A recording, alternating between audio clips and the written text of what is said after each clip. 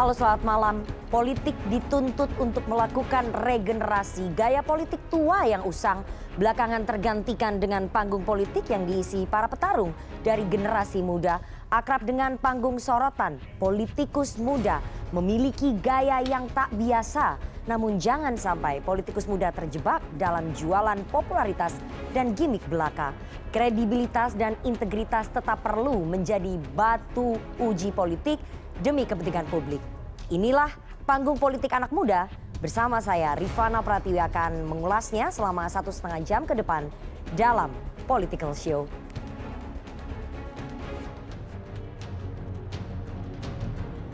Ada tren bahwa anak-anak muda sekarang mulai aktif keterlibatannya untuk mengikuti aktivitas-aktivitas politik.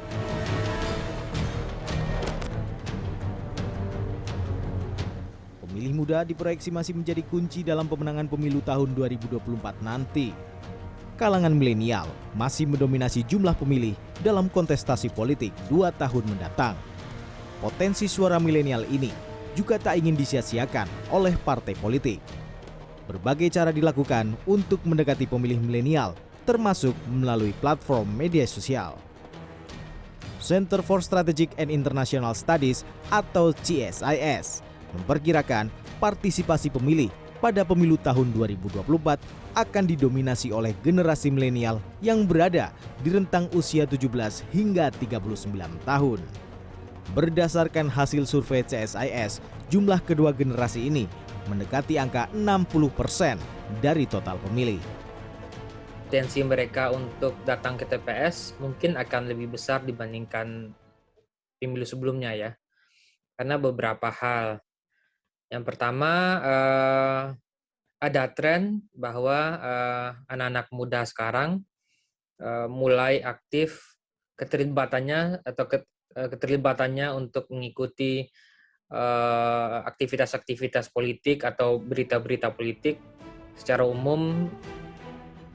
Data Badan Perencanaan Pembangunan Nasional atau Bappenas mencatat jumlah penduduk Indonesia pada tahun 2024 diperkirakan mencapai 318,9 juta jiwa.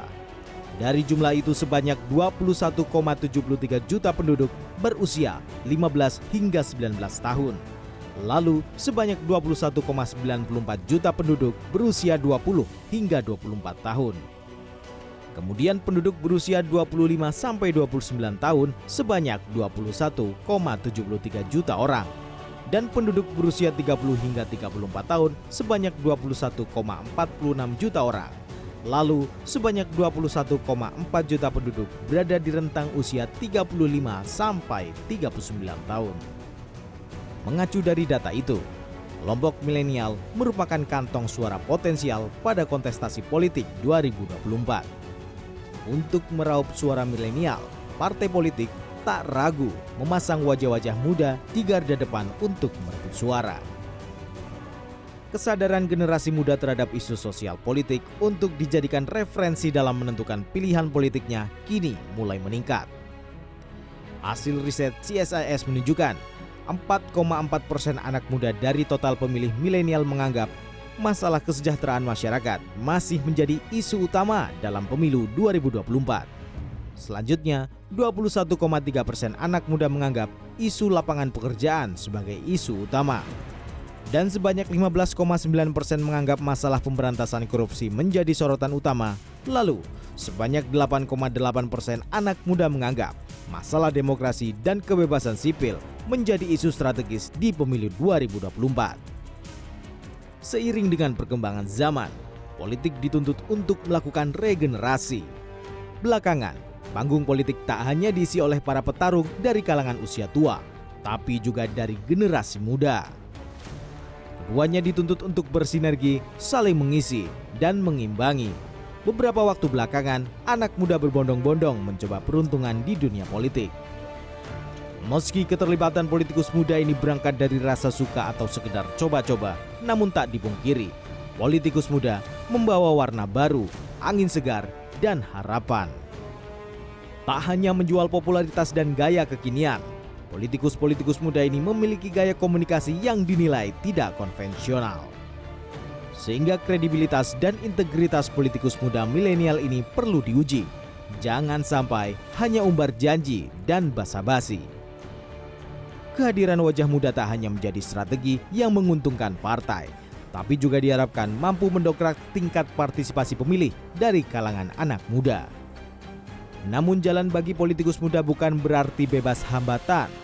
Politikus muda dihadapkan pada tantangan kondisi politik Indonesia yang identik dengan mahalnya ongkos politik sehingga memicu adanya praktik korupsi dan politik uang. Godaan kekuasaan membuat nasib menjadi lebih cepat berbalik. Politik bukan hanya soal pertarungan, namun juga pengetahuan. Perdebatan hingga manuver saling serang menjadi dinamika dan panorama yang seakan biasa dalam kontestasi politik. Politikus muda menjadi harapan membawa perubahan untuk politik yang damai dan mencerdaskan. Tim Liputan CNN Indonesia.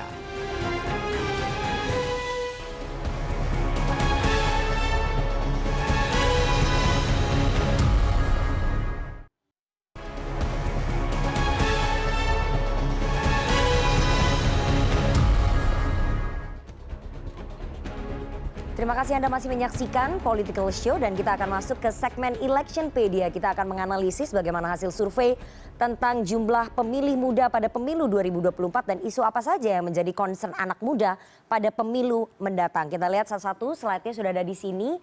Dari hasil survei Bappenas dan juga Litbang CNN Indonesia, ternyata jumlah penduduk Indonesia pada tahun 2024 adalah 318,9 juta jiwa. Dan ini adalah breakdown dari usia pemilih muda, usia 15 sampai 19 tahun ada 21,73 juta jiwa. Kemudian usia 20 sampai 24 tahun ada 21,94 juta jiwa. Usia 25 sampai 29 tahun ada 21,73 juta jiwa. Usia 30 sampai 34 tahun 21,46 juta jiwa dan usia 35 sampai 39 tahun ada 21,4 juta jiwa. Yang paling tinggi berarti di usia 20 sampai 24 tahun untuk jumlah penduduk pada tahun 2024. Kita adalah salah satu negara yang bonus demografinya cukup tinggi. Dan selanjutnya bagaimana dengan jumlah pemilih milenial pada pemilu 2024? Apakah memang jumlahnya cukup banyak? Ternyata potensi suara milenial 2024 berdasarkan survei dari lembaga CSIS, perkiraan total penduduk 2024 318,9 juta jiwa, usia 17 sampai 39 tahun ada 60% dari total penduduk. Artinya ada sekitar 60% pemilih milenial yang akan memberikan suaranya pada pemilu presiden dan juga pemilu legislatif 2024. Isu apa saja yang kemudian menjadi concern bagi anak muda pada pemilu 2024? Apakah sama dengan yang muncul seringkali di media sosial? Kita akan lihat di slide berikutnya. Dari lembaga survei CSIS sudah memotret ya isu-isu strategis pemilu 2024 bagi milenial. Yang pertama ternyata adalah kesejahteraan masyarakat, 44,4%. Artinya isu ekonomi masih menjadi jualan ataupun masih menjadi marketing politik yang handal untuk partai politik jualan kepada anak-anak milenial. Kesejahteraan masyarakat 44,4%. Lapangan pekerjaan 21,3%. Kita tahu apa yang dikatakan oleh Menteri Keuangan Sri Mulyani bahwa tahun 2023 ekonomi akan berat. Indonesia akan berat juga mengalami ekonomi, apakah akan suram, apakah lapangan pekerjaan juga akan berkurang. Makanya partai politik dan juga politisi muda mungkin bisa jualan dengan isu lapangan pekerjaan karena ada 21,3% pemilih muda yang sangat concern dengan isu lapangan pekerjaan ini di pemilu 2024. Isu pemberantasan korupsi jumlahnya 15,9%. Kita tahu bahwa beberapa kali anak-anak mahasiswa dari berbagai elemen badan eksekutif mahasiswa menyelenggarakan demonstrasi besar-besaran tentang isu pemberantasan korupsi. Kalau kita ingat juga bahwa demo yang cukup besar 2019 terjadi terkait dengan revisi Undang-Undang KPK, artinya anak-anak muda sangat concern dengan isu-isu anti korupsi. Dan yang terakhir adalah demokrasi dan juga kebebasan sipil. Demokrasi dan juga kebebasan sipil ini jumlahnya 8,8%. Ini senada ataupun sesuai dengan realita di lapangan bahwa sering sekali Badan Eksekutif Mahasiswa menyelenggarakan demo ataupun berdemo di depan Istana Negara. Salah satunya adalah terkait dengan rancangan Kitab Undang-Undang Hukum Pidana atau RKUHP. Ini menjadi concern dari anak muda untuk jualan di pemilu 2024. Dan apakah politisi-politisi muda yang saat ini duduk di Senayan ataupun duduk di posisi-posisi strategis di partai politik akan bisa menyuarakan isu-isu tadi, atau mereka hanya banyak gimmick saja? Apa yang akan mereka sampaikan kepada pemilih milenial pada pemilu 2024? Nanti kita akan ngobrol dengan narasumber yang sudah hadir di studio, tapi kita harus jeda terlebih dahulu. Jangan kemana-mana, tetap bersama kami di Political Show.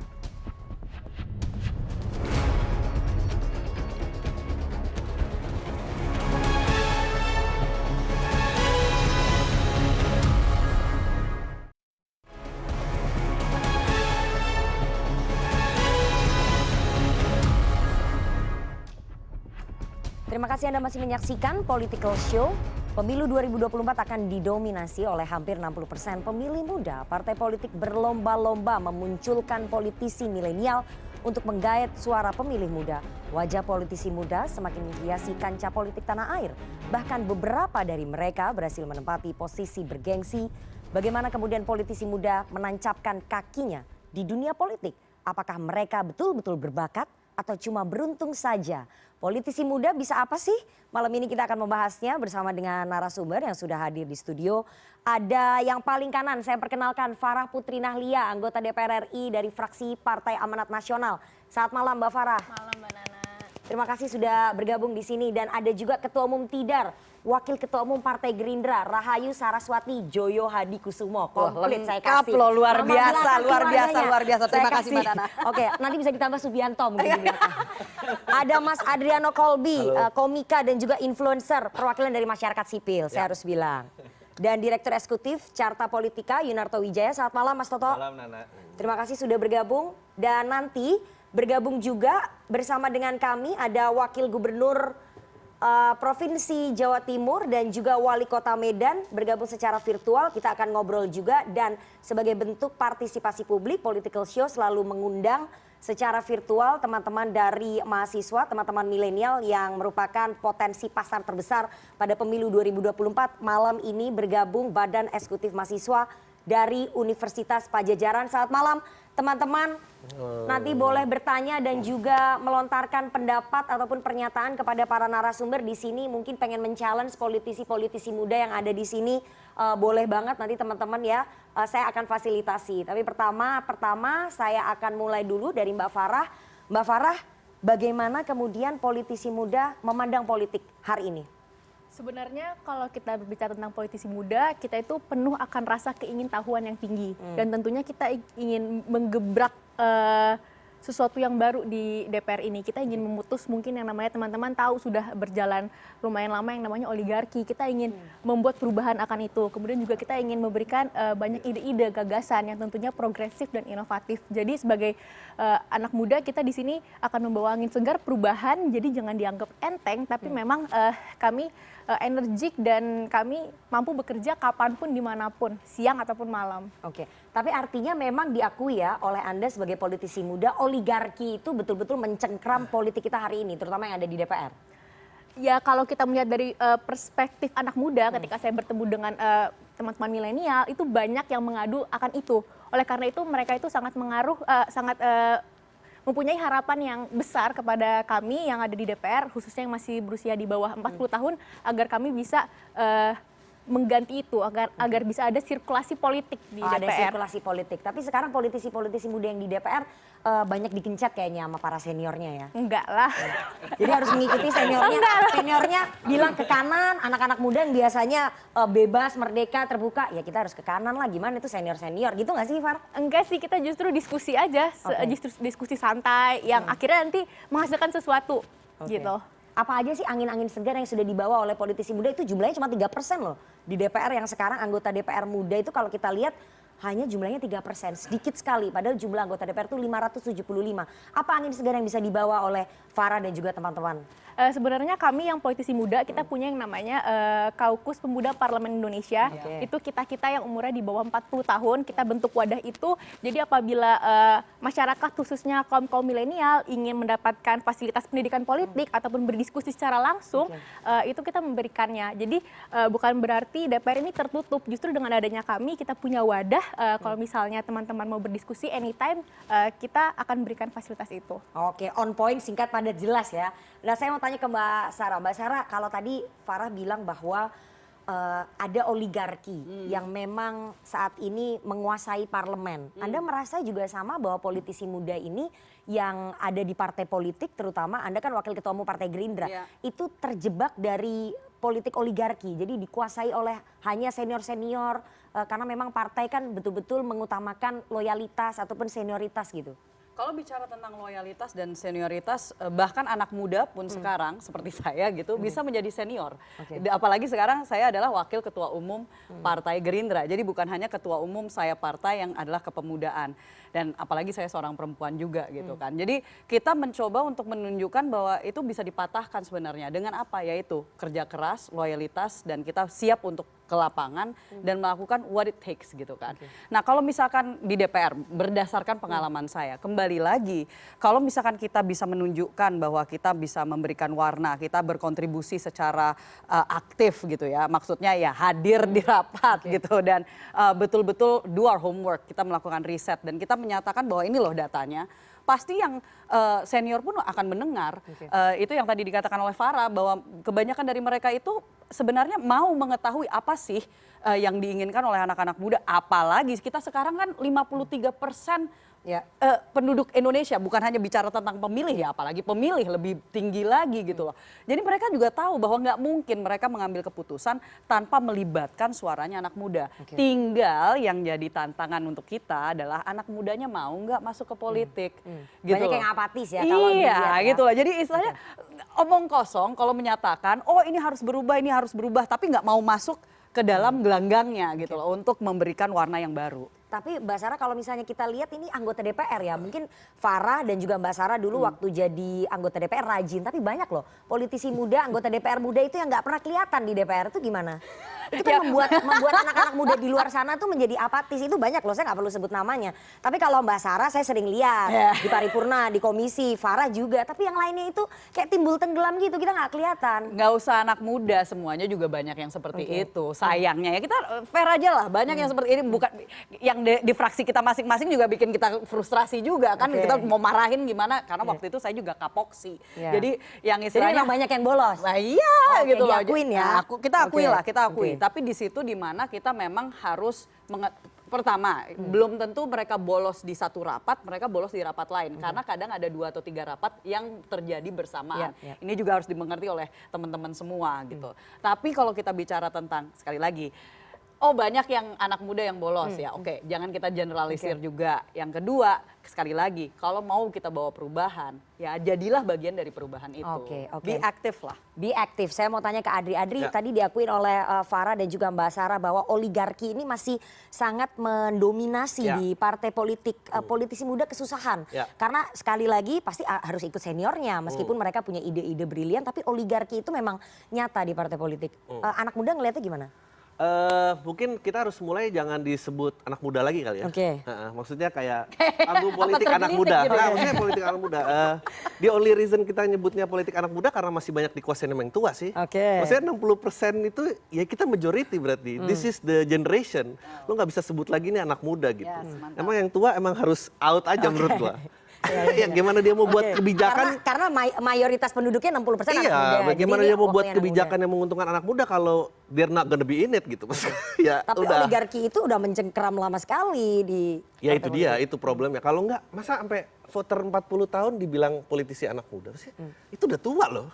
Dia udah tua karena kita dibilang anak muda karena gitu dong. loh, Ada yang merasa hati-hati. Sini udah 1 tahun nih.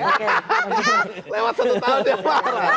Anda nggak masuk berarti dalam demografinya Mas Soto. Iya, menurut gua sih ya emang untuk menyingkirkan oligarkinya ya memang orang tuanya harus out aja gitu. Dan how you gonna make yang beneficial buat anak muda. Itu bukan anak muda lah, emang itu majoritinya Indonesia untuk next voternya. Tapi di mata Anda berarti politisi-politisi senior itu sudah harusnya menyingkir ya? Iya. Karena mereka nggak memberikan kontribusi apapun kepada anak Gini, muda sekarang. Gua sama bapak gua aja udah nggak nyambung. Oke. Oke? Iya. Curhat nih, curhat. Iya, Ini curhat. enggak, gua sama bapak gua yang nggak nyambung. The next voter itu lahirnya tahun 2007. Dan how do you expect orang yang lahir in the 50s Iya. to understand someone dari 2007? Apalagi menghasilkan produk Oh legislatif. tidak mungkin, legislasi undang-undang. jauh, udahlah, lupain aja menurut gua. Dan- Malah kelihatan jadi orang tua yang sok-sok mengerti anak muda, menyebalkan loh itu maksudnya. The way they update to TikTok, enggak udahlah itu bukan media lo, don't. Oke. Tapi Anda yakin kalau misalnya politisi muda, kemudian jumlahnya lebih banyak di DPR, terus produk legislasinya, undang-undangnya bisa juga Paling nggak menghasilkan kelihatan keinginan kayak anak orang tua muda? so asik. Oh, Itu oke. aja Paling dulu, that's nggak bottom line. Gimmicknya ya, gimmicknya dulu Nggak ya. kelihatan kayak orang tua di klub preying on little kids, nggak. Oke. Paling nggak itu. Oke, Mas Toto, ini oligarki sudah waktunya untuk menyingkir kalau katanya Adri. Tapi di satu sisi sekarang ini yang duduk di puncak politik semuanya ya oligarki, semuanya adalah orang-orang yang politisi-politisi senior. Iya, memang fenomenanya menarik ya. Tadi fakta bahwa ketika bicara ada anak muda yang masuk dalam sistem politik yang dikuasai oleh orang-orang tua, yang terjadi ada dua kemungkinan. Yang pertama sistem politik yang nuansanya tua tadi berubah ikut menjadi muda, mengikuti arus zaman, atau sebaliknya anak-anak muda tadi yang malah jadi istilah orang Sunda kokolot begok, matang sebelum waktunya gitu ya. Jadi kita akan melihat kan orang tua ikut-ikutan foto begini, Itu anak udah banyak muda tuh. begitu masuk Itu udah banyak, politik, barusan juga malah lihat. jadi begini gitu Iya, kalau foto. bener. Ini yang terjadi gitu ya. Jadi Atau bingung. iya, kita memang tidak bisa menegasikan dua fakta tersebut. Di satu sisi ada sebuah sistem tradisi yang tadi mungkin kalau mau disimplifikasi menjadi sebuah bentuk oligarki, budaya feodal dan lain-lain. Tapi ada fakta lain yang saya yakini juga oleh para pemilik partai, itu juga mereka harus adaptasi bahwa dikuasai sekarang oleh anak-anak muda dan ketika mereka tidak kemudian beradaptasi, mereka akan kalah, tanda kutip ujungnya akan seperti itu. Jadi saya melihat begini, nggak bisa kita hanya berpatokan pada hal-hal yang sifatnya kuantitatif tadi, yang kemudian misalnya memaksakan kalau tadi istilah Adri, udah bikin aturan anak muda semua yang boleh masuk gitu ya, karena memang ada fakta pemiliknya orang-orang tua ini. Nah tapi bagaimana ada ketersediaan secara kualitatif, kalau saya ya, kenapa sih nggak ketua fraksi, sekretaris fraksi, pimpinan di level AKD, serahkan ke anak-anak muda. Karena memang yang lebih penting adalah selain jumlahnya yang sekarang paling besar, kita uji anak-anak muda ini secara kualitatif. Ini kan bukan bicara lagi eranya pengalaman, tapi era penguasaan informasi. Memang sanggup nggak mereka? Benar nggak mereka bisa buktiin? Ketika mereka dikasih posisi, mereka lebih bisa membuat DPR lebih berkualitas. Itu yang menurut saya mungkin Mengetes bisa ya jadi. dengan memberikan posisi. Iya, bisa jadi sebuah jalan tengah. Hati-hati aja kalau misalkan tiba-tiba kecewa gitu. Itu tadi yang saya bilang, Makan-makan kemudian dulu. ketika anak muda berada di Sendiri. posisi puncak partai politik ataupun DPR, kemudian mereka bisa berbuat sesuatu. Itu kan belum tentu juga, Adri. Kamu masih merasa bahwa ada harapan itu? Oh ya, menurut gua kemungkinan akan jauh lebih besar. Kemungkinan jauh lebih besar. Maksudnya kalau gue balik ke basic thing saja gitu, maksudnya gue ke orang tua ngajarin BlackBerry Messenger aja gue udah naik urat gitu. Gimana membuat mereka decide on bigger things gitu. Artinya lo berharap komunikasinya, komunikasi politiknya mungkin anak muda bisa lebih nyambung dengan pemilih muda begitu ya? Nggak ada lagi voter anak muda yang senang diadres anak muda. Nggak ada, kita orangnya kok. Itu kan address anak muda karena bapak-bapak yang ngomong kan. Ini kan intinya adalah pernyataan bahwa tantangan zaman dan kebutuhan zaman memang hanya bisa diselesaikan oleh orang yang mengerti tentang kebutuhan zaman itu. Jadi serahkanlah kepada mereka tapi uji juga mereka. Tanpa harus menegasikan bahwa kesempatan buat orang tua tidak bisa juga kemudian langsung dipotong begitu. Tapi gue masih suka kok dipanggil anak muda, just clarify ya. Anak-anak muda, politisi-politisi muda ini harus diberikan kesempatan untuk mengetes begitu ya. Apakah mereka kemudian mampu? Kasih posisi sebagai decision maker.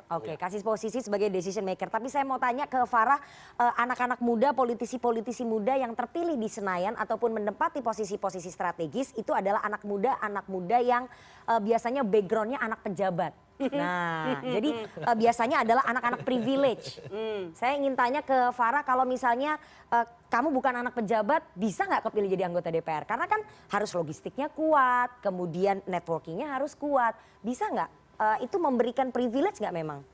Kalau saya berbicara terlepas dari privilege yang ada ya, mungkin kita semua tahu di sini bahwa di kontestasi pileg yang lalu juga banyak nama-nama besar yang punya background besar itu tidak Nggak lolos, jadi nggak lah. jadi Oke, ke DPR, ya kan. Kemudian juga saya punya contoh teman saya di fraksi PAN namanya Slamet Aryadi, dia dari Dapil Madura, dia backgroundnya itu benar-benar orang yang sangat sederhana, kemudian muncul bisa menang di dapil yang bisa dibilang dapil petarung, dapil neraka, dan semua orang pun bingung gimana caranya Slamet ini bisa menang. Tapi memang itu membuktikan bahwa ketika kita ada tekad, kita betul-betul turun ke masyarakat, kita ambil hatinya, saya percaya bahwa yang namanya politik uang itu sama sekali tidak mempengaruhi perasaan dari pemilih tersebut. Kalau kita sudah menimbulkan hubungan emosional secara langsung dengan masyarakat yang kita datengin. Makanya itu harus datang ke dapil, rajin-rajin bikin program. Jangan cuma datang ketika pemilihan dan mendekati pemilihan. Tapi banyak loh teman-temannya Farah ini yang di DPR, kemudian politisi-politisi muda jarang turun ke dapil. Kalau mungkin kalian berdua sering ya turun ke dapil, tapi yang lainnya tuh jarang sekali turun ke dapil. Jadi turun ke dapil biasanya 1 tahun sebelum pemilu, yang lainnya jarang turun ke dapil. Itu benar nggak? Ada aja sih, Oh, tapi ada kalau aja. saya nggak. Oke.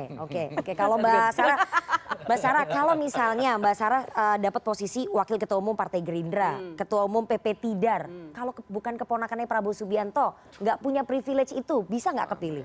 Bisa. Bisa ya? Sangat bisa. Oke.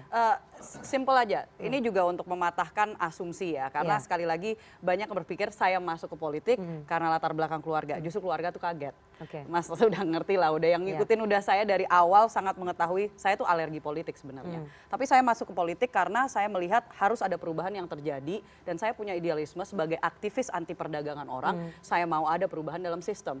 Makanya saya mengajukan diri, memberanikan diri untuk maju. Oke. Tapi kalau nanya lagi sekali lagi tentang posisi-posisi itu, I earned it. Kenapa? Karena saya masuk bukan langsung dapat posisi yang itu nggak ada karpet merah. Saya masuk tuh masih kader biasa, terus habis itu jadi ketua departemen, baru habis itu jadi wakil ketua umum. Saya pun juga ketua umum PP Tidar. Saya adalah salah satu kader pertama yang gabung di Tidar. I made my dan 10 tahun lebih saya bekerja untuk mengembangkan Tidar dari bawah juga dan bisa bertanya kepada semua kader-kader di Tidar seperti apa. Jadi ini mencontohkan apa? Bahwa sebenarnya siapapun yang memang siap untuk singkan lengan, ya, siap untuk benar-benar berkontribusi bisa kok. Dan saya mau juga mendukung apa yang tadi dikatakan bahwa kalau kita menjaga, karena banyak kok teman-teman kita yang bisa walaupun berhadapan dengan yang uangnya nggak berseri istilahnya gitu ya. Karena apa? Karena kalau dengan politik demokrasi liberal yang ada di Indonesia saat ini, kadang-kadang punya nama pun bisa kalah dengan yang punya duit. Karena banyak juga ya pesohor ataupun artis yang maju kemudian nggak terpilih, begitu itu bukan for jaminan. sure. Oke. Nanti saya ingin tanya ke Adri sebagai anak muda yang di luar politik, Anda percaya nggak sih kalau orang-orang biasa kayak Anda itu bisa kemudian maju, bukan anak pejabat, bisa nggak sih kemudian terpilih jadi anggota DPR? Jangan dijawab dulu.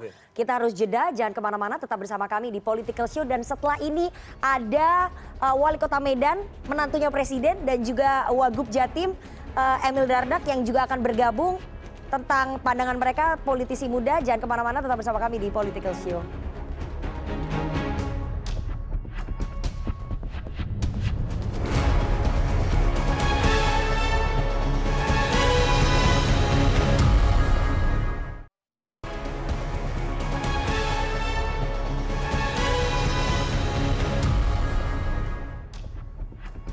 Terima kasih Anda masih menyaksikan Political Show dan saya masih bersama dengan para narasumber di studio dan bergabung saat ini melalui sambungan virtual ada 2 kepala daerah muda.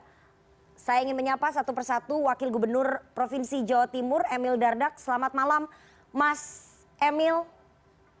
Selamat malam Mbak Nana. Oke, dan ada Wali Kota Medan Bobi Nasution. Selamat malam Mas Bobi.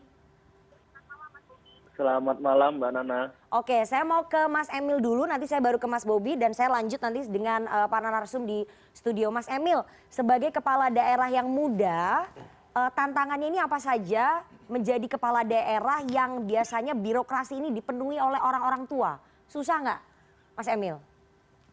Ya, tentunya saya sebagai kepala daerah di Jawa misalnya, ini kan tentu juga ada sebuah kultur, walaupun kita sebagai istilahnya bangsa timur ya, artinya Asia semua punya sama respect for elderly dan lain-lain, ya tentunya akan berbeda ritmenya. Kita membedakan bagaimana kita bicara dengan orang yang lebih tua itu adalah bagian dari keseharian kita.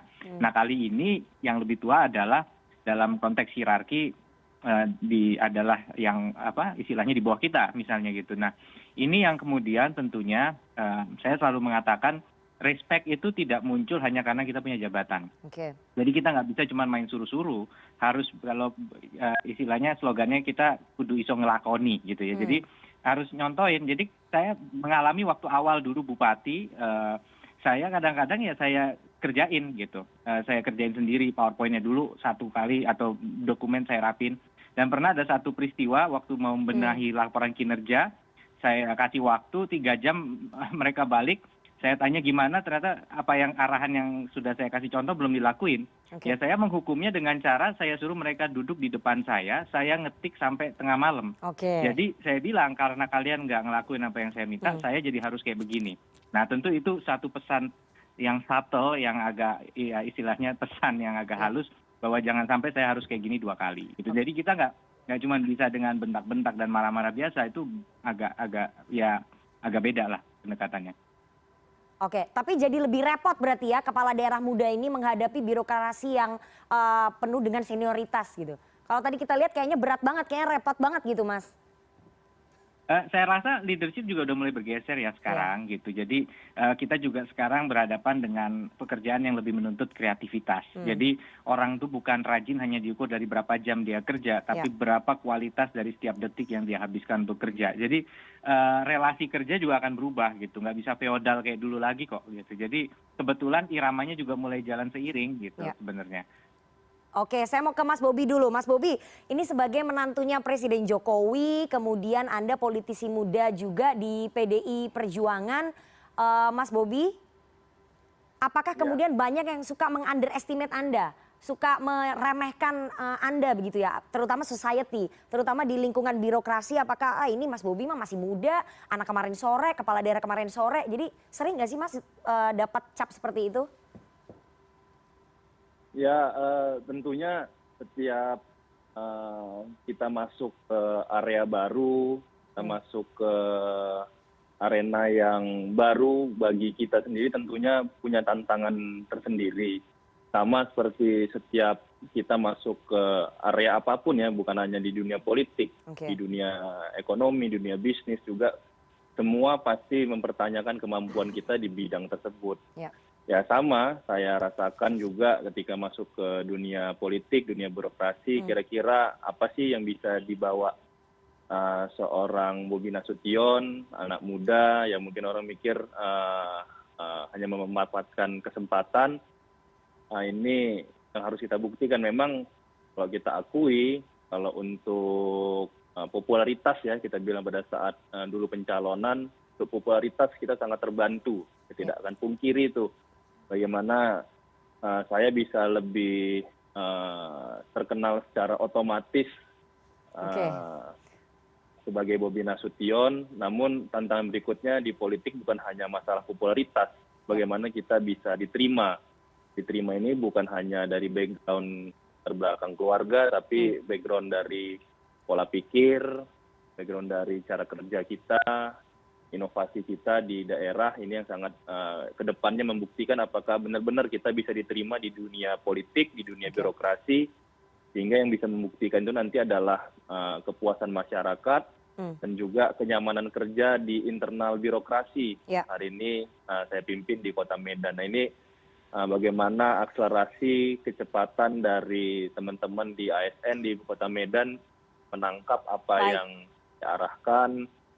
Ini menjadi bukti lah menurut saya bagaimana keberhasilan seorang kepala daerah dengan segala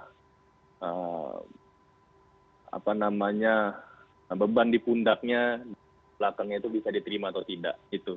Oke, kayaknya itu bebannya berat banget ya. Tadi suara hatinya Mas Bobi langsung itu kayaknya. Bebannya berat banget. Oke, Mas Bobi, kalau kita lihat belakangan ini Anda sering sekali mengikuti jejak mertua, jejaknya Presiden Jokowi, belusukan. Kemudian kemarin kita lihat videonya marah-marahin preman, begitu ya. Sidak itu gimmick politik atau itu memang gaya politiknya kepala daerah muda? bukan gimmick, bukan gaya, tapi itu yang diperlukan menurut saya ya. Oke. Yang diperlukan setiap kepala daerah karena kita punya jenjang pemerintahan dari pemerintah kabupaten kota, provinsi dan tingkat pusat.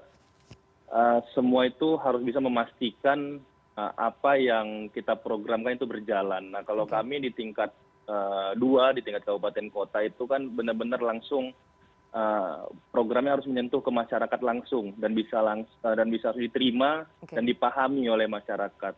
Percuma kita buat program sebanyak-banyaknya, kebijakan sebanyak-banyaknya, tapi kalau yang menerima hanya sekian persen itu nggak ada artinya menurut saya. Jadi yang perlu kami sampaikan di sini ketika turun ke lapangan, menyapa masyarakat, terlihat seperti gimmick, tapi kita ingin memastikan dari setiap program kita, dari setiap kebijakan kita, kira-kira masyarakat minimal sudah pernah dengar tidak gitu. Kalau misalnya mereka sudah pernah dengar, pertanyaan berikutnya apakah mereka sudah mengikuti?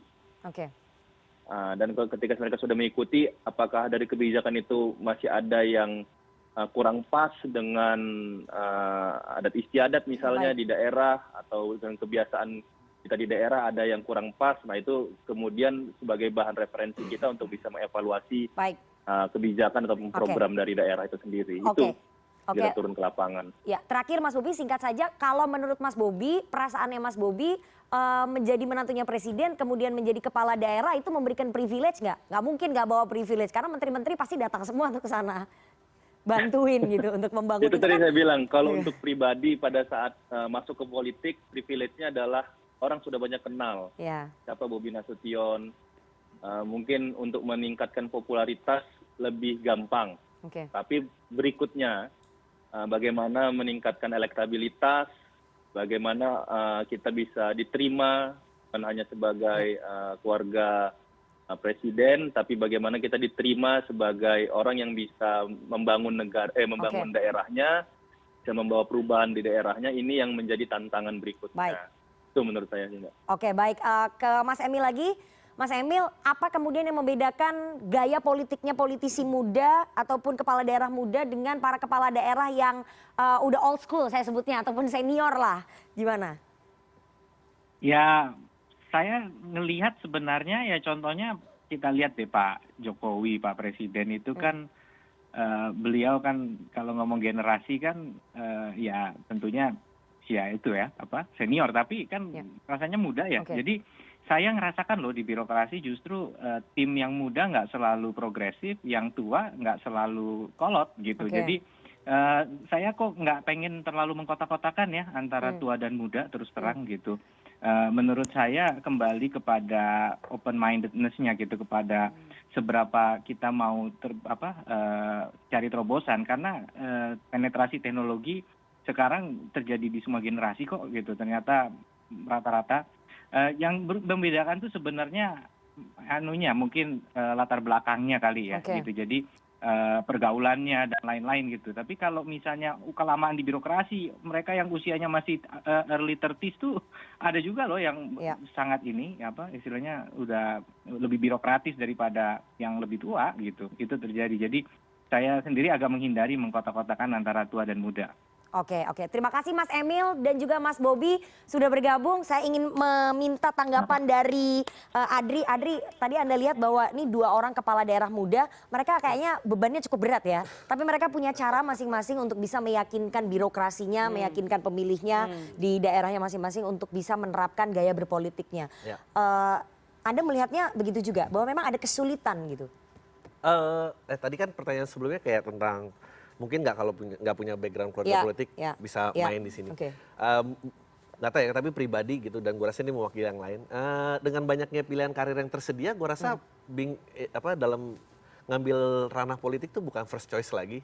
Jadi kalau emang ya susah ada regenerasi ya karena banyak option yang tersedia gitu. Jadi buat saya pribadi sih punya background keluarga politik atau nggak punya keluarga politik ya nggak gitu, ya silahkan aja nggak apa-apa gitu. Karena yang nggak punya keluarga politik juga nggak ikutan main gitu. Tapi mungkin dari saya satu gitu, kalau emang ada ya just address the elephant in the room gitu menurut gua, daripada ngaku-ngaku, bukan ngaku sih, maksudnya kayak prestasinya ini, tapi warga sipil akan kayak tapi kan lu saudaranya ini. Maksudnya nggak perlu ditutupin, kayak Mbak Sarah tadi kan nggak memang menutupi nama belakangnya memang Jayadi Kusuma, Mas Bobi, Mas Emil juga mengatakan bahwa orang tuanya adalah pejabat, Farah juga mengatakan seperti itu, artinya nggak usah ditutup-tutupin. Ya mungkin kalau mau ada perbedaan muda dan tua, gua rasa politisi muda lebih baik bisa self ridicule gitu ya, jangan jadi figur yang untouchable gitu. Ya udah jadi sesuatu yang bisa reachable aja gitu. Once lo punya flow juga kayak kita banyak relatability gitu. Kalau sekarang ditanya ke anak-anak mahasiswa yang nonton di sini juga paling nggak ada yang mau karir di politik. So kita bolak-balik nih ngomongnya regenerasi, kalian juga nggak akan mau. Ya udahlah, ya terusin aja yang punya keluarga politik. It's okay gitu. Just sama address seperti it. punya perusahaan silakan diteruskan. Ya tapi address it aja gitu. Yang harus diubah loh. Itu kalau Loh, nggak, mau tapi lebih gini, banyak maksud gua, anak muda masuk ya harus yang nggak, tapi maksud di gua, luar dari keluarga yang harus bisa masuk juga. What I'm trying to say adalah kalau memang track record lo valid, punya background keluarga politik tidak akan mencederai itu gitu. I think the problem is now yang punya background keluarga politik tidak pernah mau nge-address ini, tapi ditutupin dulu terus nggak prestasi, sementara semua skeptis kayak lu ini udah address it aja dulu. Ya emang gini, kenapa emangnya, udah gitu. Iya, Mas. Then move on. Oke, Mas Tata, memang realita di lapangannya seperti itu ya, bahwa banyak anak muda kemudian yang apatis terhadap politik, dan di satu sisi hanya orang-orang yang kemudian punya background pejabat yang bisa maju, ya udah silakan aja gitu. Pertama terkait dengan keluarga pejabat, darah biru, politik dinasti dan istilah-istilah lain ya. Yang harus kita judge adalah prosesnya, bukan latar belakangnya. Right. Itu sesuatu yang nggak bisa ditolak gitu ya. Di seluruh negara maju pun tidak ada pembatasan mengenai politik darah biru. Tetapi yang dibuat menjadi lebih matang adalah prosesnya. Ada uji kepada mereka gitu kan. Sarah tadi udah bercerita tentang bagaimana proses di internal partainya, bahkan dia sudah mengalami yang namanya kalah, walaupun dengan beban berat disebut sebagai darah biru gitu ya. Mas Emil dan Mas Bobi juga sudah diuji langsung, diuji ke masyarakat. Kalau Mas Bobi kalah, mungkin yang akan kena malunya juga kemarin Pak Jokowi. Ini kalau kita bicara dalam konteks beban persepsi ya. Tetapi ada proses-proses yang sifatnya black box, seakan-akan bisa diberikan tanpa peduli apapun persepsi publik, langsung ada posisi di puncak yang kemudian nggak bisa ditolak oleh siapapun, dan itu mempengaruhi demokratisasi. Itu yang saya tolak. Dengan segala hormat saya sebut nama saja, Mas AHY langsung keluar, tiba-tiba langsung jadi ketua umum. Buat saya itu satu proses yang terlalu mengintervensi. Ini bicara proses ya, bukan tentang Mas AHY-nya sendiri. Jadi kita harus menjaga prosesnya itu gitu, yang harus tetap ada. Gitu. Itu yang pertama. Yang kedua, saya pikir yang paling penting begini, kalau terkait dengan apatisme dari anak muda untuk masuk dalam politik. Saya juga tidak ingin melihat situasi yang sebaliknya. Semua berlomba ingin masuk politik, tapi dalam konteks hanya ingin menjadi seorang generalis, pemangku kebijakan, pembuat kebijakan, lalu kemudian tidak tahu pengen berbuat apa. Malah yang membedakan anak muda, ketika mereka menguasai informasi, mereka harus menjadi orang yang paling teknokratis ketika mereka menjadi pembuat kebijakan. Mereka harus menjadi ahlinya ketika mereka masuk DPR. Mereka tahu, gue ahli di bidang ini, gue pengen masuk di Komisi 10. Gue ahli di bidang ini, gue pengen berkiprah dan mengubah pola yang ada di Komisi 1. Itu yang bisa membuat anak muda menjadi produktif ketika mereka masuk dalam politik. Oke, Mbak Sarah, Farah, silakan ditanggapi. Nanti saya mau ke Mas Bobi dan juga Mas Emil lagi. Mbak Farah dulu deh. Monggo. Gimana? Ya itu tadi silakan ditanggapi. Apatisme itu muncul dari anak-anak muda bahwa ya udahlah, silakan aja lah yang backgroundnya anak pejabat, meneruskan aja dinastinya jadi politisi gitu. Tapi tidak usah menutupi gitu. Betul, karena menurut saya pribadi terlepas dari backgroundnya apa, kalau kita melihat dari orangnya langsung ya, ketahuan kok mana yang punya background bisa kerja, mana yang punya background mohon maaf misalnya nggak bisa kerja. Oleh karena itu kalau misalnya seperti saya nih, saya di underestimate mungkin karena background saya juga, kemudian perempuan, masih muda, jadi underestimate itu triple nih. Ya kita buktikan aja dengan kerja-kerja kita, nanti juga lama-kelamaan orang bisa melihat bahwa oh ini memang ada isinya, memang kita kerja. Jadi saya rasa masyarakat juga pintar menilai mana yang worth it, mana yang tidak. Oke, Mbak Sarah silakan. Tadinya mungkin saya salah satu yang setuju mengatakan bahwa anak muda apatis. Kalau sekarang saya justru mau menantang hal itu. Kenapa? Karena selama saya menjadi ketua umum di tahun ini gitu ya, baru jadi sebenarnya untuk Tidar, dan juga melihat dari waktu saya maju di Pilwalkot Tangerang Selatan. setiap kali kita melihat trending issue, hot issue di media, mau media sosial maupun juga media mainstream, itu politik sering banget loh diangkat. Sedangkan konsumernya kan mayoritas adalah anak muda. Jadi bukan berarti mereka apatis, tapi apa yang terjadi, mereka frustrasi dan merekanya marah dan akhirnya mungkin kesannya apatis karena ya udahlah terserah dia mau kayak gimana. Tapi bukan apatis, mereka mau untuk ayo dong berubah, ayo dong kita. Nah ini yang mau dari tadi saya sampaikan. Kalau memang nggak suka dengan mau itu prosesnya ataupun hasilnya, masuklah ke dalam sistemnya. Make something. Make something, jangan cuma mengkritik gitu kan, tapi terus nggak mau ikut tangannya ikut kotor untuk membuat perubahan itu gitu. Dan kalau misalkan tadi dikatakan ya bahwa serahkan aja kepada keluarga-keluarga tersebut. Fine, bukan saya mengatakan bahwa oh itu nggak bisa dan seterusnya. Itu kan selalu dari dulu adalah judgment dari luar ya, is perspective. Privilege is an external perception gitu loh. Tapi tinggal kembali lagi, kalau misalkan dari kemarin dikatakan bahwa oligarki have to go dan pemuda harus masuk. Ya kalau misalkan pemudanya nggak mau masuk, sampai kapan kita mau berubah gitu. Itu berarti yang harus diyakinkan supaya anak muda mau masuk ke dalam politik. Meskipun banyak yang apatis. Saya ingin tanya ke dua kepala daerah muda yang pemilihnya harusnya banyak ya, karena kan kepala daerah itu dipilih langsung. Ke Mas Emil dulu. Mas Emil, ini banyak anak muda yang kemudian apatis dan ya frustasi begitu ya, dan akibatnya banyak yang nggak mau masuk ke dalam politik. Ini bagaimana kemudian Anda meyakinkan, apalagi nanti pemilih 2024 pilkada ataupun pemilu itu jumlahnya hampir 60%. Iya, saya setuju tadi Mbak Saras bilang, sebenarnya apatis itu bukan berarti mereka nggak tertarik gitu, tetapi lebih istilahnya skeptis ya gitu. Nah bahaya skeptis itu bagus, tapi kalau berlebihan akhirnya pilihannya jadi pragmatis, itu yang kita takut. Nah pragmatis itu artinya satu, wani piro, atau dua, ya udahlah pokoknya popularity contest kayak American Idol, Indonesian Idol gitu, yang seru-seru aja yang dipilih gitu, tapi nggak mau mendalami substansi. Jadi saya senang apa yang disampaikan oleh Mas Yunarto tadi, bagus tuh anak-anak muda tuh harus punya passion untuk jadi teknokrat gitu. Kayak saya hampir 15 tahun saya berkarir di infrastruktur, di World Bank, di penjaminan infrastruktur, baru masuk gitu. Jadi bukan berarti, oh ini saya muda terus saya bisa gitu. Saya tahu banget Mas Bobi, kita sering diskusi bagaimana beliau jatuh bangun jalanin bisnis, nggak instan tiba-tiba mau jadi wali kota juga gitu. Jadi memang nggak instan.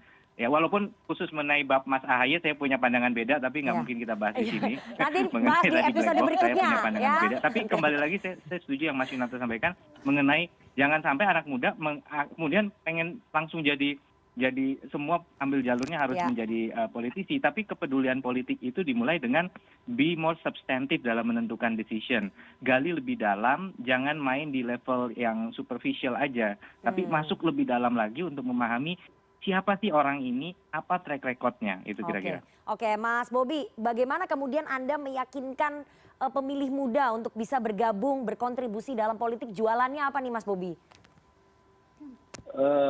Jualannya apa ya jualannya ya? Sebenarnya kalau menurut saya dari Mas Emil, Mbak Sarah dan yang menyampaikan tadi, saya rasa saya sangat sepakat. Tapi yang perlu kita simpulkan menurut saya adalah bagaimana ekosistem politik kita, menurut saya Mbak ya, ekosistem politik kita untuk anak-anak muda ini karena bisa lebih dikembangkan lagi. Tadi seperti saya dengar tadi, saya lupa tadi, mohon maaf, karena sekarang kita sudah banyak pilihan, bisa masuk ke dunia karir dari segala macam pilihan. Kita mungkin menjadikan politik ini jadi pilihan nomor kesekian.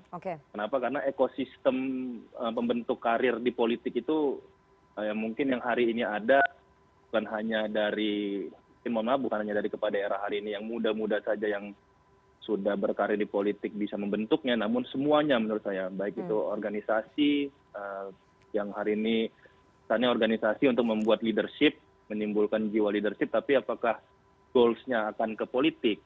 Apakah goals dari leadership ini akan dibawa ke politik semua atau bawa leadership ke arah mana? Ini yang sebenarnya yang harus kita bisa ciptakan adalah ekosistem leadership kepolitikan ini yang hari ini menurut saya ya yang menjadi PR di Kota Medan ini adalah yang harus betul-betul kita bisa pastikan. Karena kalau ekosistemnya nggak kita perbaiki, ekosistem anak muda untuk masuk ke politik, sekeras apapun kita bilang anak muda ini harus masuk ke politik, kalau mereka tidak nyaman di dunia politik ini, tadi ujung-ujungnya adalah apatis kepada dunia politik. Jadi yang pertama menurut saya adalah ekosistem untuk di Kota Medan ya. Saya lihat skup Kota Medan, saya rasa ekosistem anak muda yang harus diarahkan, dibuat nyaman lah ekosistem politik ini. Baik, baik. Terima kasih Mas Bobi, Wali Kota Medan, Mas Bobi Nasution, dan sebelumnya ada Wakil Gubernur Jawa Timur, Mas Emil Dardak. Terima kasih dua kepala daerah muda sudah bergabung pada malam hari ini. Semoga Anda berdua bisa menjaring sebanyak-banyaknya anak muda untuk bisa terjun berkontribusi dalam politik dan tetap anti korupsi, karena itu adalah salah satu isu yang menjadi concern anak muda pada pemilu Pilkada 2024. Anak muda sangat concern dengan isu anti korupsi. Terima kasih sekali mas-mas semuanya sudah bergabung, dan setelah ini saya ingin tanya kepada semua narasumber saya yang ada di studio soal bagaimana politisi muda menanggapi kritik dan bagaimana tanggapan dari teman-teman mahasiswa. Jangan kemana-mana, tetap bersama kami di Political Show.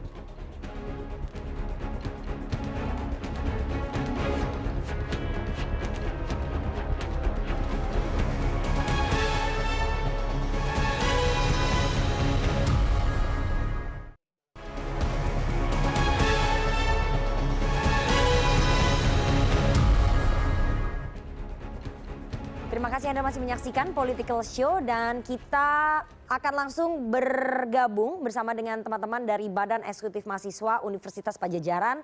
Ini sudah ada perwakilan yang akan bertanya ataupun menyatakan pendapatnya. Silakan ke teman-teman narasumber.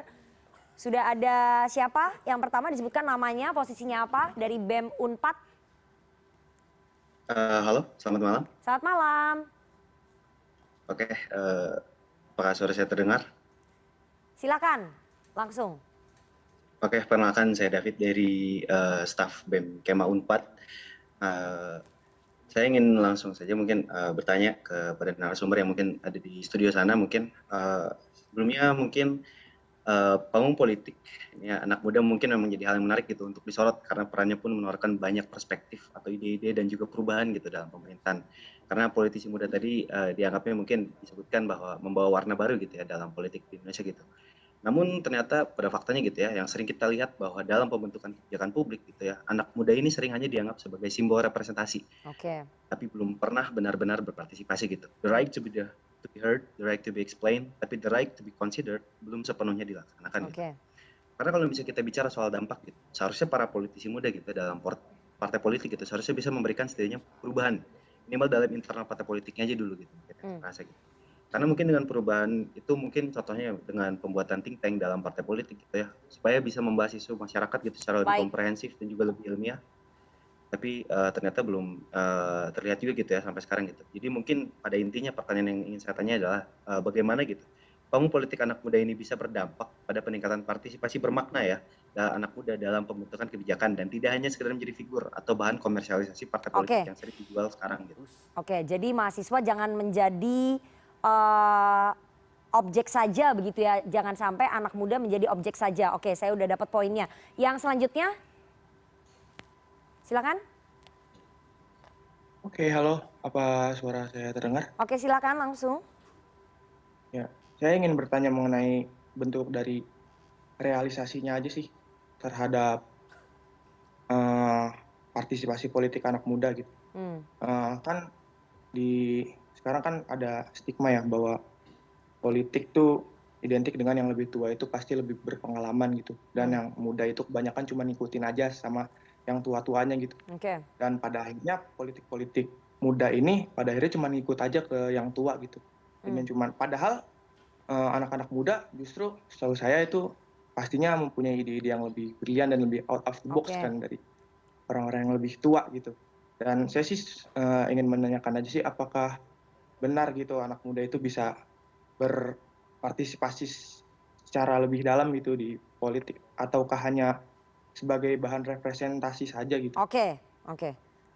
Ya, terima kasih teman-teman dari BEM Unpad. Kita udah dapat poinnya bahwa jangan sampai anak-anak muda hanya menjadi objek saja, tidak menjadi bahan representasi. Silakan Mbak Farah dijawab. kalau berbicara tentang anak muda jangan hanya menjadi jualan bahasanya, tentunya tidak ya. Kalau kita berbicara secara partai pun dari partai kami di Partai Amanat Nasional, kita itu sekarang sudah punya wadah-wadah pemuda yang beragam. Yang pertama kita punya BM PAN, Barisan Muda PAN, kemudian kita punya Milenial PAN juga, di mana di sini itu kita memberikan fasilitas pendidikan politik ke masyarakat, juga ke teman-teman mahasiswa. Khususnya di dapil saya. Di dapil saya pun juga saya rajin berdiskusi dengan mahasiswa, baik itu secara langsung maupun secara Zoom, di mana di situ mahasiswa bisa memberikan saya aneka masukan, aneka kritik tanpa saya harus baper, dan itu pun saya tampung dan nanti juga akan saya usahakan untuk bisa disuarakan di DPR. Jadi kalau misalnya dibilang hanya untuk jualan, tentu tidak ya, karena juga saya sendiri bisa dibilang ya masih muda dan saya nggak mau itu hanya sekedar untuk jualan. Saya ingin ini bisa menjadi terobosan juga di DPR dan bisa disuarakan dengan baik. Oke, kalau Mbak Sarah gimana? Ya, kalau misalkan di Gerindra sendiri kita sudah sejak lama sekali sebenarnya mendorong untuk adanya keterlibatan anak-anak muda di politik. Itu kenapa kita juga ada Tidar sejak awal ya. Jadi kita punya sayap kepemudaan yang dimana saya sekarang ketua umum dan saya juga wakil ketua umum bidang pemuda, perempuan dan anak. Dan saya mau tantang justru semua anak-anak muda di seluruh Indonesia, kalau misalkan bersuara kepada Gerindra, kalau sampai ada di Gerindra yang tidak mendengarkan suara anak muda, tolong langsung lapor ke saya. Saya bisa di DM, di Instagram, no problem. Gitu loh. Ini kan anak muda, ini gaya anak muda kita langsung straightforward aja gitu. Mulai udah banyak jualan. Udahlah kita straight to the point aja lah gitu loh. Okay. Dan to the point adalah apa? Kalau misalkan kita mau untuk tadi kan right to be seen, right to be heard, dan right to be considered. Kalau yang soal consider lagi tadi, bagaimana mau dikonsider kalau misalkan tidak mau masuk dan berkontribusi. Kembali lagi, kalau misalkan cuman mau didengar, tapi kalau misalkan didengar, mengkritik tanpa adanya solusi, tanpa mau untuk ikut serta berkontribusi dan berjuang, ya tentunya akan sangat sulit. Partai mana sih yang mau untuk mendengarkan kalau misalkan ya lu mau bawa apa untuk bisa membesarkan partai ini supaya kita bisa sama-sama membawa perubahan. Karena realitanya partai politik pasti mengincar kekuasaan, tapi mengincar kekuasaan itu untuk apa? Itu yang harus dicek. Nah, kalau mengincar kekuasaan itu untuk membawa perubahan yang lebih baik, ya tentunya perlu keterlibatan anak-anak muda juga, apalagi karena kita mayoritas sekarang, tapi anak mudanya harus siap untuk menyatakan solusinya A, B, C, dan E, dan kita siap untuk ikut serta membawa perubahan itu. Siap dikritik juga? Dan harus. Tapi dikritik jangan mengkritik hanya untuk suaranya didengar. Itu loh maksudnya, bahwa mengkritik itu harus dengan solusi. Mohon maaf kalau misalkan mengkritik hanya, lu nggak bisa kayak gini, bla bla bla. Padahal nggak pernah ngikutin dari awal. Itu tuh yang kadang-kadang bikin kita kayak greget gitu loh. Itu suara hati. Karena kenyataannya di politik itu nggak boleh baper. Itu rule number one-nya. Di politik nggak boleh baper, tapi ada temennya yang kemarin baper. Jadi ada salah satu politisi muda yang saya nggak usah sebut namanya, dikritik kemudian menjadi baper. Apakah kemudian menurut anak muda, menurut Adri, kritik itu harus pakai solusi atau memang kritik itu boleh dilontarkan begitu saja? Aduh, repot banget ya kalau kritik harus pakai solusi. Gimana caranya gitu? Maksudnya kalau kita di restoran bilang makanan yang gak enak kan kita nggak harus bisa masak ya. Kita udah beli gitu, maksudnya itu hak gue sebagai sipil gitu. Ini sama aja kayak lu udah memberikan udah beli, saya udah bayar, ya gimana? Lu udah nge-vote, jadi lu berhak juga untuk mengkritik gitu. Iyalah kalau udah nge-vote boleh. Ya kalau maksudnya kritik harus dengan ada solusi, gue rasa sih lama sih perubahannya gitu. Menurut gue yang lebih cepat membuat perubahan itu adalah gimana caranya di DPR lebih dari 3% dari anak muda. I don't know how. Mau dibilang masuk bro. Mau dibilang kamu siap tampung. Makanya gini loh. Aduh. Nah, tapi maksudnya kayak compare dengan pilihan yang tersedia di dunia nyata, ya mau ditantang anak muda juga dia akan kayak, tapi kalau masuk sana cuma 3%, kita mau jadi apa gitu. Gue nggak tahu gimana cara ngubahnya. Ya itu mana telur mana ayam aja, mau ditantang duluan apa ininya berubah duluan gitu. Tapi kalau misalnya Adri lihat bahwa sekarang ini anak-anak muda hanya menjadi objek saja ya? Oh iyalah. Iya maksudnya pemilih muda hanya menjadi objek saja, menjadi target saja, jadi tapi target ya nggak dilibatkan gitu. Maksudnya anak muda dibuang, ini masyarakat sebetulnya. Itu jangan kayak kesannya ada masyarakat, ini anak muda. Nggak, masyarakat itu ini elderly-nya gitu. Jadi elderly-nya yang mesti out. Dia udah nyebut elderly. Iya, elderly out menurut gua. Lo nggak tahu ya, Bu, ini ekstrim sih. Ini sih sebetulnya a joke buat dan gue joke. Boleh nggak sih kayak misalnya life expectancy di Indonesia umurnya berapa? Yang usianya sudah 10 tahun, minus 10 tahun, nggak usah bikin kebijakan apa-apa. Ya, out aja. Itu tuh melanggar hak asasi manusia itu. Nanti kita di demo Komnas HAM itu. Tolong. Anak muda. Tapi bagaimana meningkatkan 3% itu problemnya? Bagaimana sekarang gini, apa yang ditargetkan masyarakatnya 60%, tapi representatifnya nggak ada 60% di DPR, terus apa? Susah ya. Terus apa? Gak usah ke situ, perempuan aja juga belum 30%. Nggak, satu. Gue bukan nggak mau bela perempuan. Yang ini anak muda dulu. Ini anak muda tanpa membedakan gender dulu. Dan kita baru ada itu. Harus ada satu-satu. Jadi memperbanyak berarti. Iyalah, harus. memperbanyak dulu gue rasa sih. Tapi gue juga nggak tahu caranya. Oke, Mas Toto. Gue agak ngambil posisi yang agak berbeda malah ya, challenge gitu ya. Sepakat bahwa anak muda kalau sebatas ingin dihargai sebagai pemilih dengan jumlah terbesar, boleh dengan prinsip boleh dong mengkritik saja tanpa memberikan solusi. Itu ya nggak ada masalah. Tapi kalau berharap lebih menjadikan anak-anak muda ini menjadi panglima dalam konteks kebijakan, perubahan sistem, dan kritik-kritik terhadap sistem yang lama, ada hal juga yang harus gue kritik ya sebagai katakanlah mantan aktivis gitu misalnya. Ada sebuah perangkap tanda kutip ya yang selalu hinggap di anak-anak muda ini ketika bersuara. They know what they don't want, but they don't know what they want. Gitu. Jadi teriak tentang saya nggak mau ini.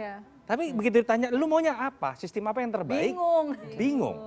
Padahal tadi loh, ketika kita merasa adalah anak muda penguasa informasi, anak muda yang paling kritis, anak muda orang yang paling tahu perkembangan zaman. Ketika Anda hadir, Anda mengkritik, Anda melakukan protes, Anda bicara. Harusnya yang benar seperti ini. Ketika proses dialektika dalam demokrasi terjadi seperti itu, secara otomatis kok ketika anak muda ini pengen masuk dan mereka ingin menunjukkan mereka bisa berbuat sesuatu di sektornya masing-masing, mereka kok yang akan terpilih, bukan yang tua-tua. Dan seketika itu juga apa yang Adri tadi takutkan, anak muda akhirnya nggak terpilih juga, nggak baik juga jumlahnya, itu akan terbantu dengan sendirinya menjadi penguasa di pengambil kebijakan yang selama ini kita kritik. Oke. Artinya anak-anak muda juga harus bisa menjanjikan sesuatu yang inovatif, kemudian menciptakan ekosistem yang bagus, dan sekali lagi politisi-politisi muda di DPR jangan baperan. Itu penting sekali ya, karena kita habis ini akan menyaksikan penampilan dari komika. Ini akan banyak menyentil teman-teman di DPR, tapi sekali lagi politisi muda apalagi nggak boleh baper. Jangan kemana-mana, tetap bersama kami di Political Show. Kita akan kembali dengan penampilan komika Aldo dan juga Gian.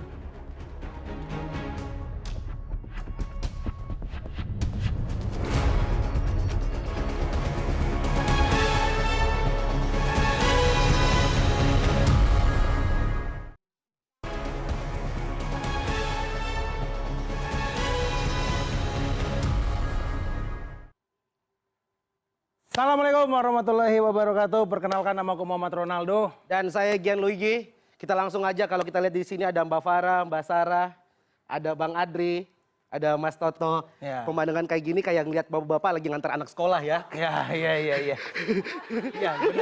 benar. Bapak-bapak ngantar anak sekolah gitu. Yes. Ini yang biasanya ngobrol di kantin, ketemu ngobrol di kantin, dan Mbak Nana guru BK. Betul. Biasanya seperti itu. Betul. Seperti itu. Dan kita bersyukur hari ini yang diundang tuh Mbak Farah dan Mbak Sarah. Kenapa gitu, Pak? Mbak yang satu lagi. Siapa? Mbak Hilary. Kalau yang diundang Mbak Hilary, kita disuruh stand up, baru assalamualaikum langsung klarifikasi. Emang kayak gitu Hillary Clinton. Hillary Clinton. Masa Mbak Hilary gitu. Ya benar. Tapi kita memang nggak bisa pungkiri, memang semua yang namanya kadang ya, yang namanya Hillary itu tuh agak menyeramkan. Kenapa dong? Karena kan dari namanya aja kalau kita ngeliat lari. Itu kita agak khawatir gitu. Betul. Dan di sini ada Mbak Farah nih. Mbak Farah kalau kita baca profilnya, di usia 26 tahun udah jadi anggota DPR. 26 tahun jadi anggota DPR. Keren. Belum. Bang Gian di 26 tahun apa yang Bang Gian lakukan? Aku di usia 26 tahun ngurusin DO. Iya. Aku kuliah 7 tahun, Dok. Masuk kuliah foto di kelas, foto presiden di kelasku itu Pak SBY. Oke. Pas lulus fotonya Pak Jokowi. Periode kedua. 3 kali ganti foto berarti, Bang. 3 kali ganti foto. Yes. Dan kalau kita lihat di sini ada Bang Adri. Iya benar. Politisi om-om. Ya, tiba-tiba ada om-om satu ini. Om tiba-tiba. Ini buat Mbak Farah, Mbak Sarah, Mas Toto, ini senior kami di stand up. Benar, kita respect banget dengan Bang Adri. Dan karir Bang Adri ini di tahun 2022 melejit naik. Benar. Semenjak teman-temannya ketangkep. Ya, benar. Sebutin bang. Sebutin. Coki ketangkep, Adri yang gantiin, melesat. Iko ketangkep, Bang Adri yang gantiin, melesat. Iya. Makanya Bang Adri jangan kepedean diundang di political show. Bukan karena opininya, karena Bang Faldo nggak hadir. Yes. Karena Bang Faldo nggak hadir, Bang Adri yang gantiin. Bahkan ya bang, ya aku dengar setiap kali syuting CNN katanya Bang Andri udah standby di depan studio. Siapa tahu dia nggak bisa ya. Siapa tahu dia nggak bisa katanya. Benar. Menang WO tuh tetap menang. Kalau dari karirnya Bang Adri yang kita belajar, skill itu nomor sekian. Yang paling penting itu jadwal kosong terus. Betul. Kita langsung ke topik aja dong. Kita langsung ke topik aja. Topik kali ini adalah politisi muda bisa apa? Ya. Jawabannya jelas. Apa? Tidak bisa. Kita yang tidak bisa menjawab. Oh iya. Kita bukan siapa-siapa. Kita tidak bisa menjawab. Udah mau dicubit aja. Hampir. Udah. Tangannya tadi udah begini bang. Nggak jadi jadinya. Karena sebenarnya bagi kita nggak apa-apa politisi muda itu, anak muda jadi politisi nggak apa-apa. Nggak apa-apa. Asalkan nggak muda-muda banget. Kenapa gitu? Gen Z itu janganlah. Kenapa? Karena kesehatan mentalnya belum stabil. Oh iya benar. Dikit-dikit mood swing. Yes. Gampang healing. Betul. Dikit-dikit butuh staycation. Benar. Kita takutnya nanti kalau misalnya Gen Z jadi politisi di depan DPR ada demo mahasiswa, itu nggak langsung direspon. Tapi? Diomongin di close friend. Oh iya. Gen Z biasanya begitu. Gen Z biasanya gitu. Dan kalau kita lihat ya politisi senior tuh nggak pernah kayak gitu. Nggak pernah. Nggak pernah kita ngeliat Pak Prabowo mood swing. Nggak pernah. Nggak pernah. Kalau Bu Mega sering. Ya, mungkin kita nggak tahu kalau itu. Nggak tahu. Ada Mega tetanggaku. Iya ya Mega ada. Mega tetanggaku loh, ada. Mega narasu iya. Ada. Nama tetangga kita. Sapi bersih. Ya. Bahaya. Tapi yang kita takutin juga, kalau misalnya apalagi ini gensi yang di Jakarta. Ya, kena Jakarta Selatan. Iya takutnya semua itu pengen jadi anggota DPR, dapilnya Jaksel. Kenapa bang? Karena ada senoparti. Oh iya. Tapi kalaupun ada senoparti, ini jadi gampang. Ada anggota DPR Gen Z, malam-malam ke senoparti jadi gampang ngelesnya. Kenapa? Misalnya Ya. ada di klub-klub ada orang itu datang. Bapak kok ada di klub-klub seperti ini, Pak? Saya sidak pasar. Oh, beres masalah. beres. Sidak pasar. Sidak pasar. Jadi mengecek harganya, apakah harganya stabil atau tidak. Kayaknya perlu dipakai nih. Tapi Bang ya, menurutku Bang, aku sebagai anak muda juga, Ya, menurutku betul. itu sangat mungkin seorang anak muda itu berkuasa Bang di politik Bang. Betul. Buktinya udah banyak. Oke. Kim Jong Un 27 tahun jadi presiden. Jadi presiden. Jadi presiden Korea Utara. Jadi Korea Utara. Muammar Gaddafi 27 tahun juga jadi presiden Libya. Jadi presiden Libya. Dari sini kita tahu anak muda kalau dikasih kekuasaan jadinya diktator. Jangan terlalu bebas gitu. Jangan terlalu bebas, jangan terlalu bebas, jangan terlalu bebas. Yaudah kalau gitu kita mungkin untuk terakhir aja kita nutup. Kita kasih pesan. Untuk semua anak muda yang mungkin kepikiran untuk jadi politisi, boleh aja punya ambisi untuk jadi politisi. Tapi jangan sampai visi misi hanya sekedar basa-basi. Kalau seperti itu mending pulang aja main squishy. Saya Gian. Saya Muhammad Raldo. Terima kasih. Luar biasa. Terima kasih Komisi.co, Gian dan juga Aldo. Itu tadi penampilan dari Komisi.co sekaligus menutup dialog kita pada malam hari ini. Saya mau mengucapkan terima kasih kepada narasumber saya yang hari ini oke-oke banget. Ada Farah Putri Nahlia, anggota DPR RI dari fraksi Partai Amanat Nasional, komplit saya sebutin.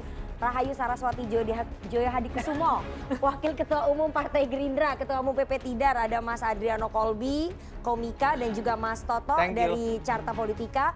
Terima kasih sekali dan jangan lupa kita akan ketemu lagi hari Senin jam 20.30 waktu Indonesia Barat. Political Show akan selalu menemani Anda dengan isu-isu politik. Saya Rifana Pratiwi pamit. Saat malam dan sampai jumpa.